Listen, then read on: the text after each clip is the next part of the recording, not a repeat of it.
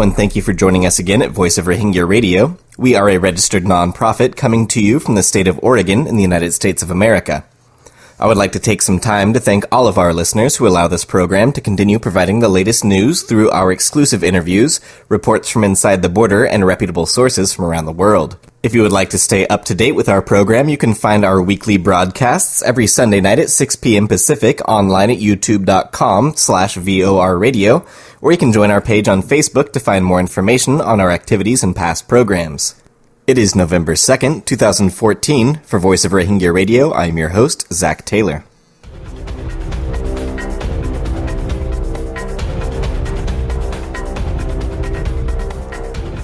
Our top story tonight comes as the United Nations is set to vote on a new draft resolution urging Myanmar's government to abandon its plans to force Rohingya Muslims to identify as Bengali, a term used to brand the minority as illegal immigrants from Bangladesh.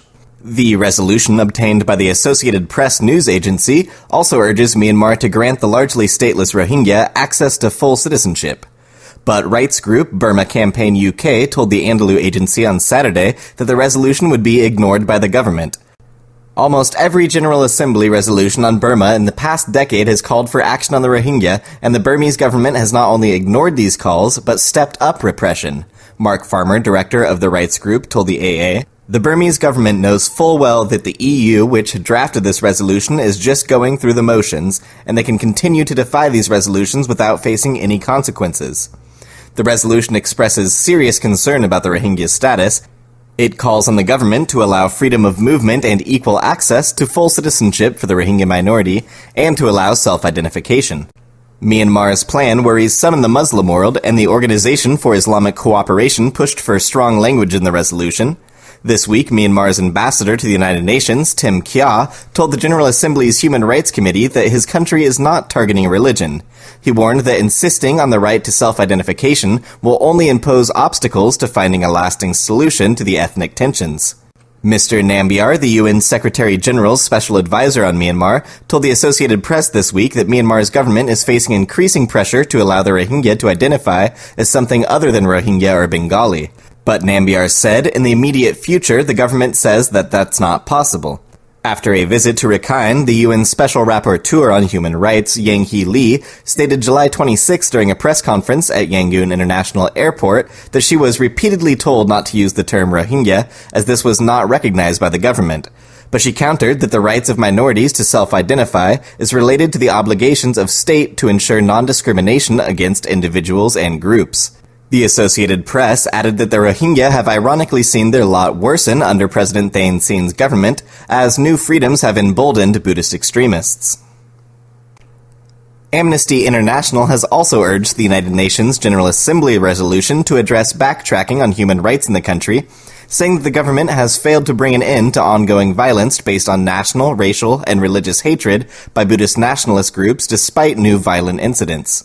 And added that not only did the government fail to allow equal access to full citizenship, for example by amending the 1982 Citizenship Act, it announced a new action plan which looks set to further entrench discrimination against the Rohingya.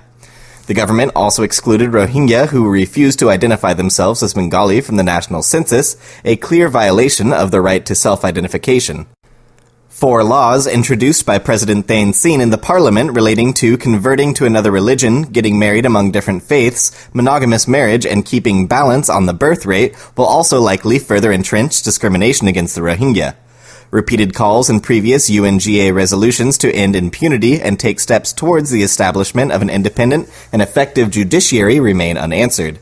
Meanwhile, the selection process and appointment of new members of the Myanmar National Human Rights Commission this September lacked transparency, reinforcing concerns regarding the Commission's independence and effectiveness.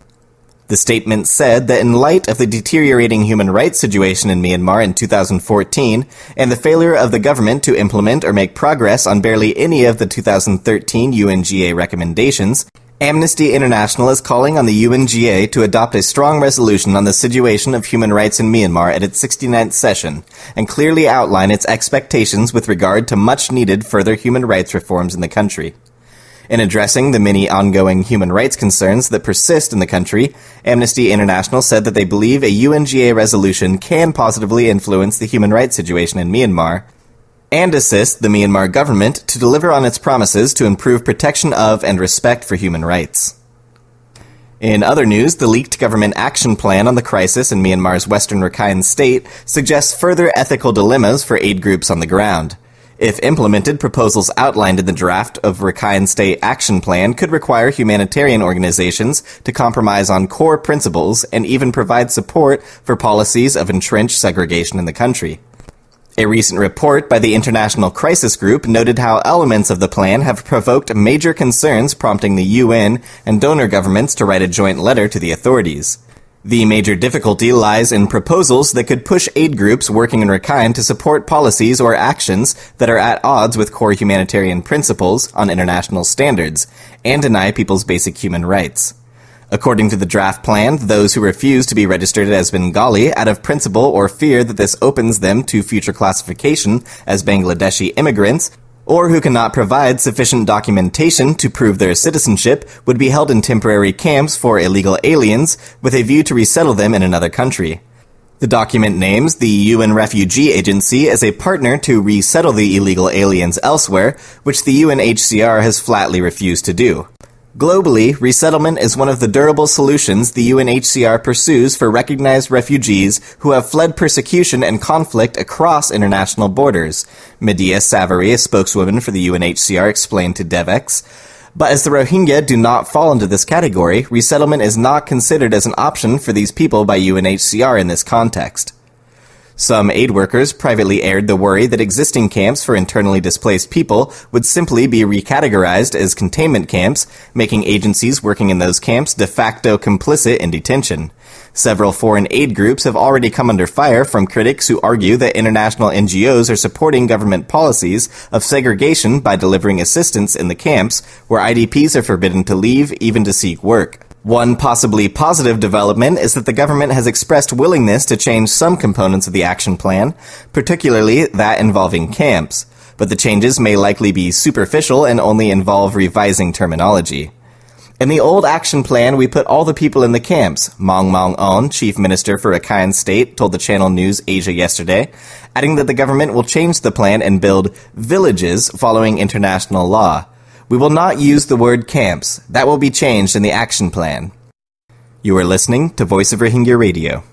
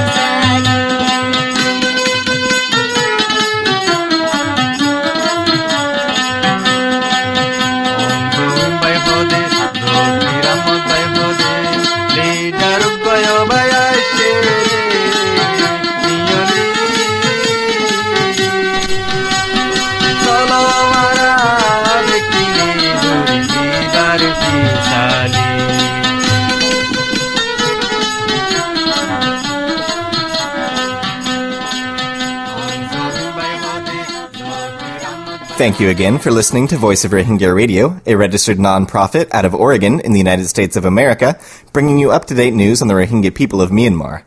I'm your host, Zach Taylor. The Rohingya blogger said today that 4 innocent Rohingyas have been arrested in Butedong Township of Arakan State on Saturday morning for alleged suspicion of a bomb blast. The local Rohingyas said this so-called bomb blast in Butedong Township is a conspiracy against Rohingya. On October 31st, Rakhine extremists in Butedong reported to the police and other departments that there was a bomb blast at the Trade and Agriculture Office. The news was also spread to local media based in Myanmar and Burmese services abroad. As RB investigated the matter, the Military Strategic Office and Army Brigade based in Butedong were unaware of the explosion. According to locals, Township General Administration, Special Branch Police, Trade and Agricultural Department, Immigration Department, and police brought hand grenade making experts to the town to provide training. Immigration Department Deputy Head Za Lin, computer shop owner, and others were leading the training course. A local resident claimed that he heard some trainees say that the blast had taken place while they were training. Rohingya, whose villages are far away from the purported site of the explosion, did not hear the blast. After spreading the news of the so-called bomb blast, the computer shop owner/immigration department deputy head targeted his business competitor, Mamadullah. On Saturday morning, the police came to the computer shop of Mamadullah and arrested him and 3 others. Later, after Zaalin had a meeting with the police, the officers searched the shop for Mamadullah, finding a phone with a Bangladesh SIM card, which is believed to have been planted. Here in our town, the police keep methamphetamine tablets, marijuana, and Bangladesh SIM cards in their pockets. They always create a fabrication and arrest the Rohingyas, then extort money, torture, and sometimes send the Rohingya to prison if the arrestee can't afford their money. Now they have arrested a man from the shop with the same tactic, a local Rohingya told RB News. In other news, U.S. President Barack Obama has urged Myanmar's president to address ethnic tensions in his country, while also discussing political reforms with the opposition leader. The White House said Obama had separate telephone conversations on Thursday with President Thein Sein and opposition leader Aung San Suu Kyi ahead of a second presidential visit to Myanmar next month. His visit in mid-November comes amid growing U.S. concerns about human rights in Myanmar, including the jailing of journalists and alleged oppression of the stateless Rohingya Muslims and other ethnic minorities caught in conflict with government troops. Obama urged Sein to take additional steps to address ethnic tensions and support the civil and political rights of the Rohingya. Obama's call came just before Thein Sein and Myanmar's powerful military chief were due to hold an unprecedented high-level meeting on Friday with major political parties and ethnic minority groups as cracks widen in the fledgling democracy ahead of an election next year. The talks will be the first of their kind in Myanmar and will see Suu Kyi meet the powerful armed forces chief, Senior General Min Aung Hlaing, for the first time, talks the Nobel laureate has sought since she became a lawmaker in 2012. As Burma prepares to welcome U.S. President Barack Obama to Naypyidaw Da in November, human rights groups and activists have been urging Obama to press Burma's government to improve the country's socio-political environment. U.S.-based activist organization United to End Genocide, for example, is making extensive efforts to lobby the president to address the plight of the Rohingya during his visit to Burma. As part of its lobbying efforts, the UEG has launched a campaign called #JustSayTheirName, which is designed to encourage President Obama to address the Rohingya issue and thereby reaffirm their right to self-determination and self-identification. The NGO's campaign is inspired by UN Special Rapporteur Yang Hee Lee's recent decision to use the word Rohingya in a report on Burma's human rights situation, defying pressure from the Burmese government, which prefers to use the term Bengalis. Ms. Lee presented her report on Burma's human rights situation in a speech to the UN General Assembly on the 28th of October. During the speech, she said, "I'm acutely aware of the sensitivity around the use of the term Rohingya that is not recognized by the Burmese government." Lee also pointed out that being forced to identify as Bengali was a violation of their basic rights. "I am concerned about the Rohingyas being required to identify themselves as Bengali, and if they do not, they are excluded from the citizenship verification process that is being rolled out in Arakan state," she said. United to End Genocide President Tom Andrews said, as President Obama prepares to make his second trip to Burma in November, he should follow the Special Rapporteur's lead, speak out against the systematic abuse of the Rohingya, and just say their name when he does so. Mr. Andrews then added, "It is more than just a name, it is 1.3 million people being persecuted and a culture in danger of being erased in Burma." Ms. Lee also pointed out that it was the responsibility of the Burmese government to preserve the Rohingya community's rights. "I note that the right of minorities to self-identify is related to the obligation of the state to ensure non-discrimination against individuals and groups," she said. UEG is also accusing foreign governments of succumbing to pressure from Naypyidaw Da on the Rohingya issue, noting that many countries have avoided using the term Rohingya in order to maintain favorable diplomatic ties with Thein Sein's government. Tom Andrews said, "Incredibly, governments of the world are bending to pressure by Thein Sein government of Burma to no longer use the term Rohingya when referring to the Rohingya ethnic minority." Even Secretary of State John Kerry obliged the government by not mentioning the Rohingya by their name when he last visited Burma. The Just Say Their Name campaign features a petition and Instagram with images urging President Obama to say Rohingya during his November visit to Burma. We at Voice of Rohingya Radio commend this effort and urge all U.S. listeners to go to justsaytheirname.org and sign the petition.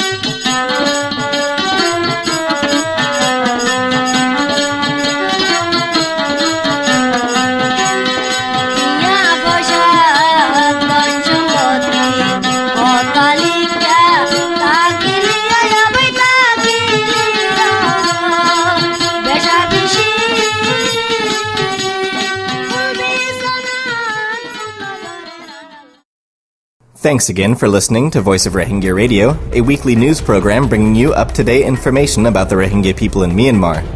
You can catch our broadcasts every Sunday at 6 p.m. Pacific Time here in the United States at youtube.com/VOR Radio, or you can join our page on Facebook to find more information on the program. For Voice of Rohingya Radio, this is Zach Taylor, signing out.